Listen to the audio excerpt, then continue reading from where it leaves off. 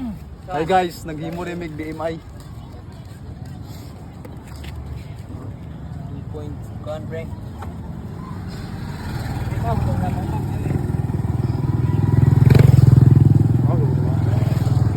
Ato ka dito, atras. Kaya magkita itong dalawa.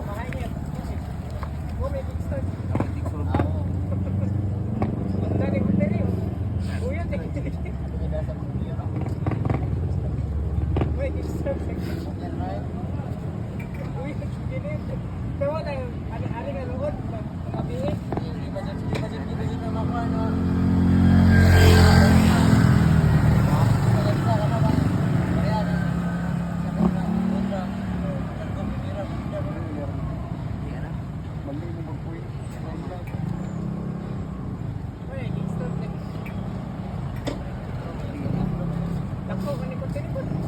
Pangaway. Stiway.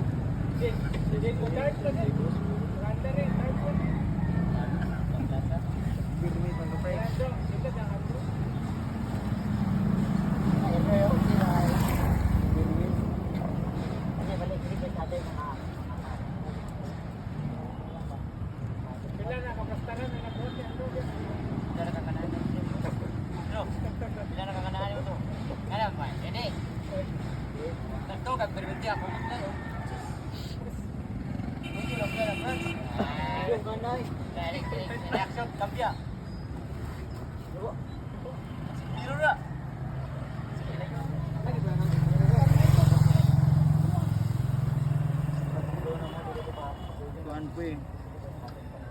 19.2 normal.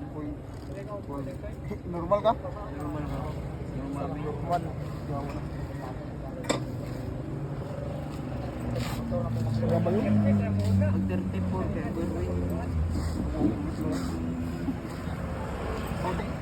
perfect na, kasi lang yun.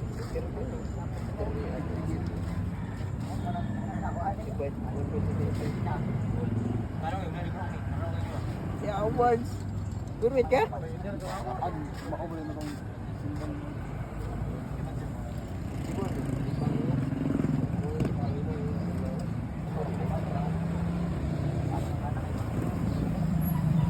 Sa itong normal? Normal ako ha. 18 to 24 normal. Obesity aguan 30 plus. Overweight. Overweight naman naman. Overweight. Kaya 34 mga. Di. Di. Normal na yun.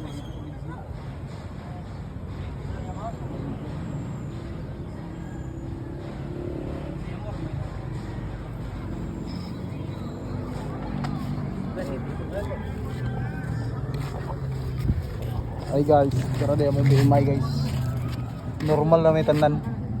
Hi guys, this is the sample of our BMI. Roy is 19.92. He is normal. Anastose is 20.12 and also normal. And also Salomon is 19.61. We are all normal. And also the importance of BMI is because it helps evaluate a person's weight in relation to their height, giving a simple indicator of overall health. And also it helps to determine the person whether it is underweight, normal weight, overweight or obese. This makes it easier to understand if your weight is within a healthy range. And also certain weight ranges are linked to higher chances of health problems. A high or low BMI can indicate increased risk for heart disease, diabetes, high blood pressure, stroke, certain cancers, bone weaknesses for low BMI. And also BMI help track weight changes over time. Doctor, fitness trainers, and individuals use it to see if someone is improving or moving toward unhealthy ranges. Thank you. I am from Team B. I will experience a scenario and management techniques. I am a student who is experiencing ongoing stress due to academic pressure, work responsibilities, and family's expectations. They notice symptoms such as trouble sleeping, difficulty concentrating, irritability, feeling overwhelmed, and physically tension, headache, and muscle tightness. but I have the coping mechanism or strategies that help me to encounter this kind of stress. My one strategies is emotion focused coping. These strategies help me to manage how a person or about a stressor. Deep breathing and relaxation. Practice low diaphragmatic breathing. Use progressive muscle relaxation. Emotional expression. Journaling thought and emotions. Talking to a trusted friend, family member or counselor. Self-soothing activities. Listening to calming music, taking warm showers, engaging in creative outlets. Problem-focused coping. This strategy helped me to manage the sources of stress directly. Time management technique, setting boundaries, seeking practical support. And also lastly, the cognitive and lifestyle-based coping. Physical activities like exercise, walking, jogging, and to reduce stress hormone. Sleep hygiene, consistent sleep schedule, limiting screen time before bed, and also healthy nutrition. Balanced meal, limiting caffeine in anxiety is high. Social connection, regular interaction with supportive people. That's all. Thank you.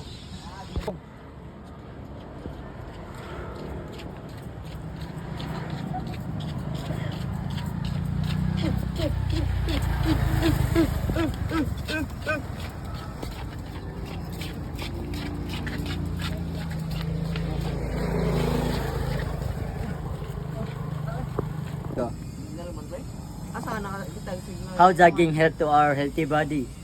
Strengthens your heart. Jogging improves cardiovascular health by making your heart pump more efficiently. This reduces the risk of heart disease, high blood pressure, and stroke. And also burn calories and helps maintain a healthy weight. Jogging increase your metabolism and burn fat. Regular jogging helps prevent overweight and obesity. Pusa. Bala, pinapilajak na ano? Grabe, mat. Yan eh. Jogging help to Dito na, uy. ng mataas imong endurance, then imong heart, ma-healthy imong heart.